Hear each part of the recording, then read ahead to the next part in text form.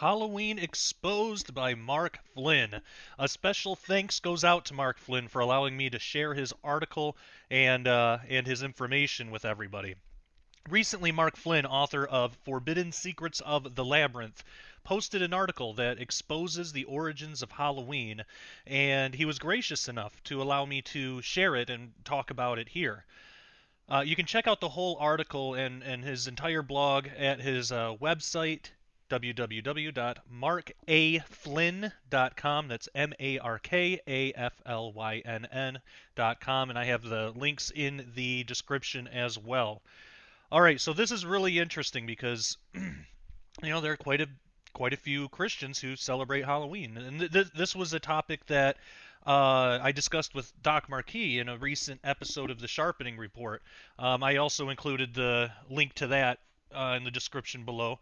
Um, it's an interesting topic. So this article, I thought it was very well written. There's a lot of great information, and Mark's given me permission to just share it with you guys. So that's what I'm going to do. Um, and please go to his website, check out his blog, get his book. I did an interview with Mark Flynn as well on the Sharpening Report. You can check that out too. I'll have that in the description. He's got a lot of great information. Okay, so this article says Halloween is celebrated on the vigil of the Roman Catholic feast of All Hallowtide, which means saint and tide or time of season, on October 31st.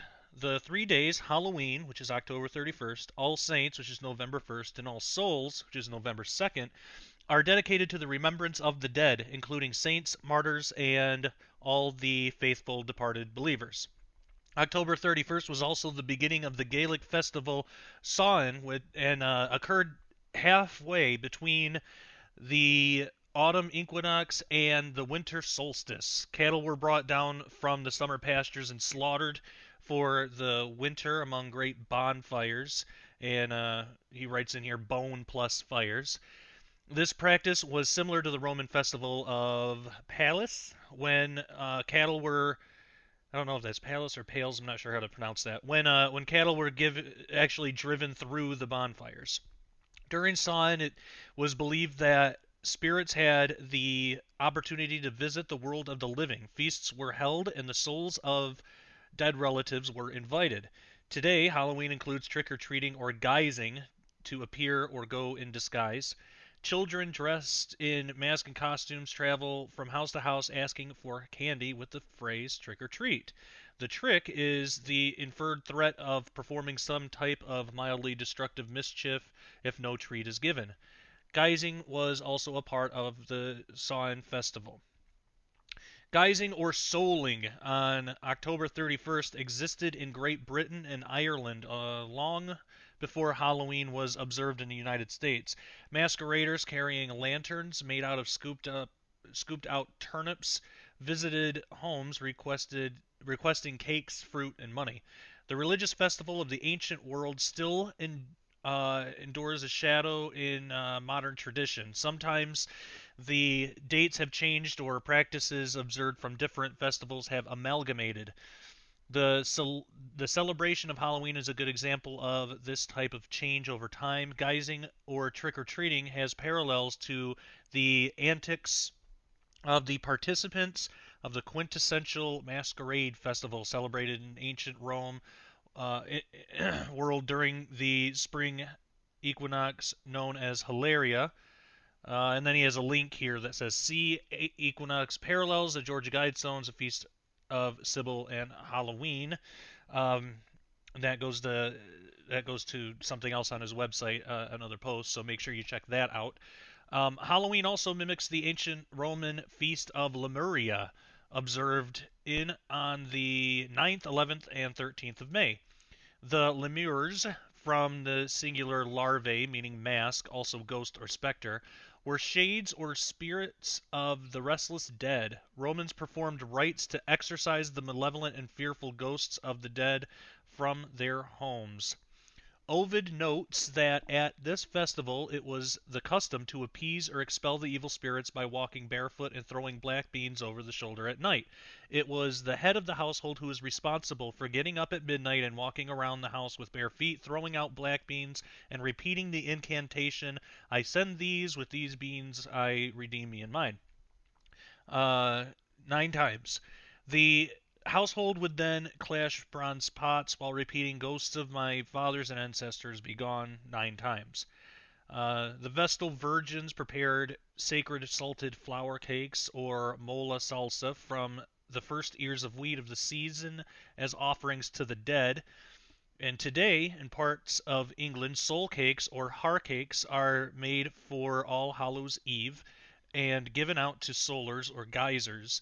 They were traditionally set out with glasses of wine. During the Lunar New Year or Spring Festival, Setsubun, the Japanese mimicked the Roman Lemuria bean throwing ritual. The head of the household throws fortune beans either out the door or at a member of the family wearing an oni, or demon or ogre mask, while saying "demons out, luck in," and then slams the front door of the house. The beans are thought to symbolically purify the home by driving away the evil spirits that bring misfortune and bad health. Similar to Roman mola salsa, offerings to the dead, rice cakes or kagimi mochi. Thank you, Mark Flynn, for putting all these really hard to pronounce words in your article. So those rice cakes are placed in various locations throughout the house. The New Year's rice cakes are also placed in small decorative alcoves in the main room of the home. The Halloween Fall Festival is intriguing since it corresponds to the same season as the beginning of the Great Flood. I'm just going to take a pause here and note that this is really interesting because actually the very first time that this was ever brought to my attention, believe it or not, was from a Jehovah's Witness. They came to our door, as they do, and usually before then, we would just say we're not interested and send them on their way. But this time we decided that we were going to try to share the gospel with them and see, how they took it.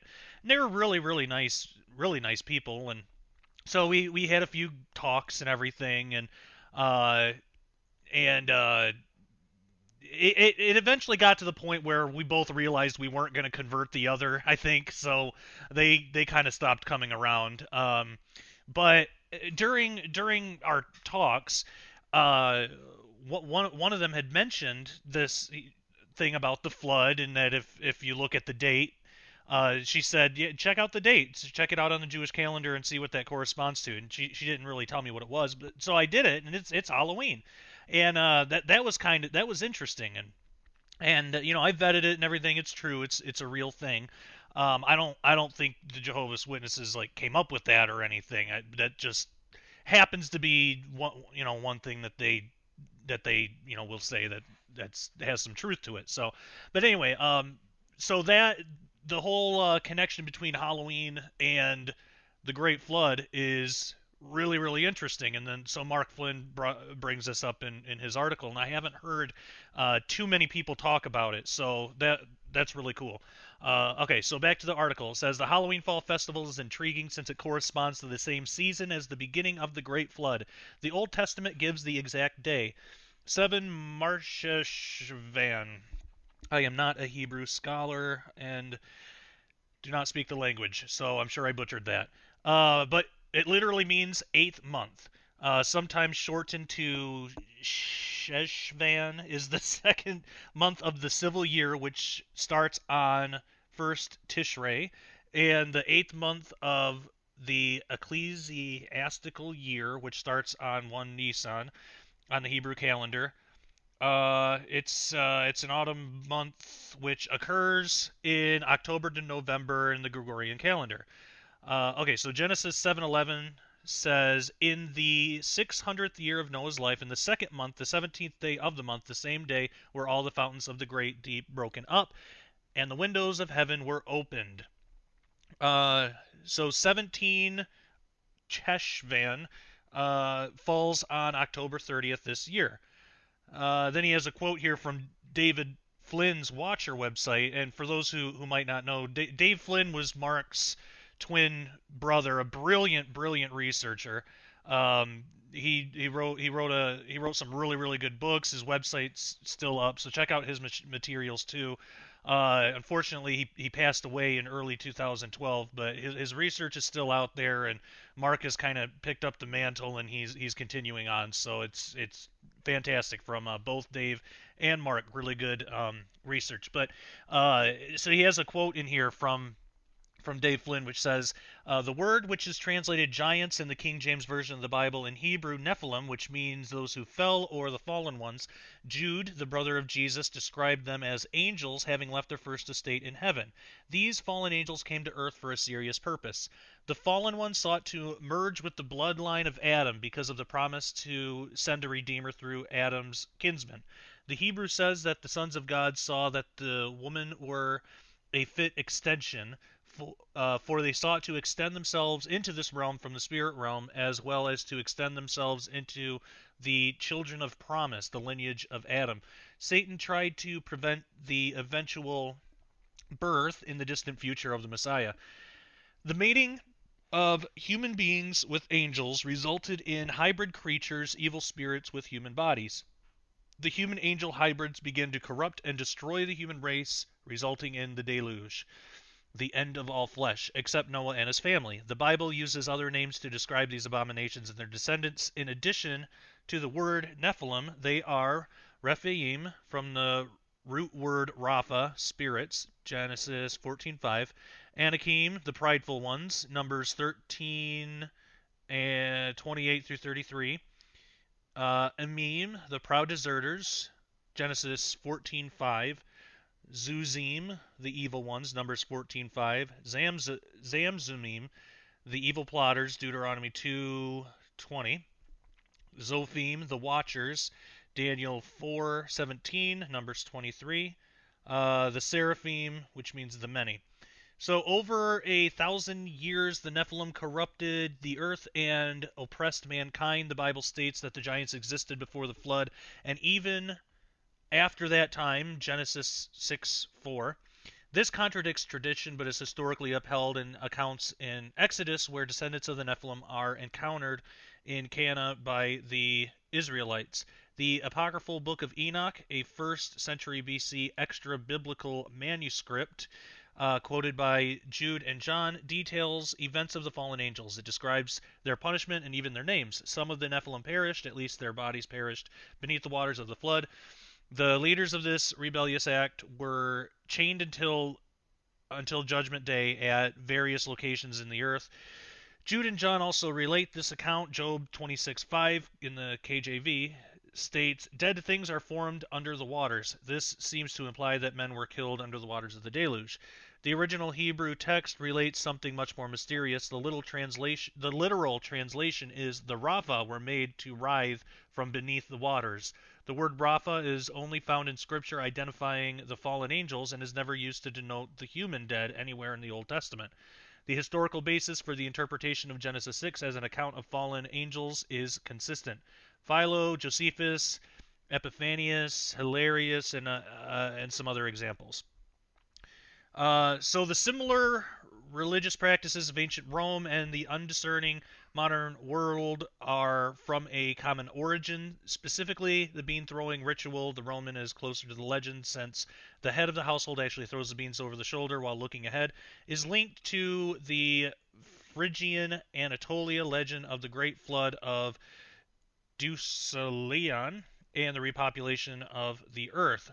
Then he has a quote here from his book, from Forbidden Secrets of the Labyrinth, from pages 70 to 71.